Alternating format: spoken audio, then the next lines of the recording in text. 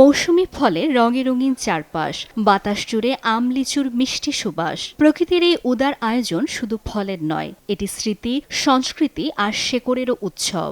জ্যৈষ্ঠের সেই চিরচেনা আবহকে ধারণ করেই বাংলাদেশ শিল্পকলা একাডেমিতে অনুষ্ঠিত হল জ্যৈষ্ঠের রাঙা সকাল।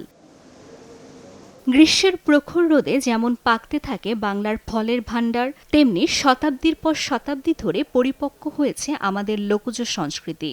জ্যৈষ্ঠের রাঙা সকালে লোকজ সংস্কৃতির রঙে সাজানো সেই স্মৃতিকে নতুন প্রজন্মের কাছে পৌঁছে দিতেই এমন আয়োজন।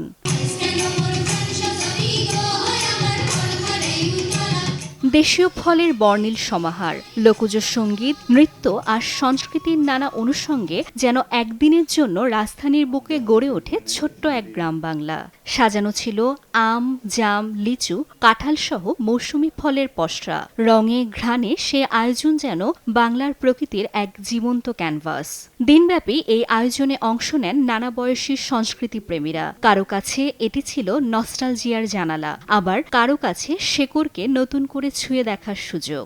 আমায় তো দুঃখ দিলি বন্ধু রে বন্ধু, আমি তোর পিরিতেরি দেওয়ানা হরে দেওয়ানা। লোকগানের সুর যখন মিলনায়তনের আকাশে ভেসে ওঠে, তখন মনে হয় যেন দূর গ্রামের কোনো বটতলার আসর এসে বসেছে শহরের মাঝখানে। ওরে তিন পাগলে হলো মেলা নদে এসে।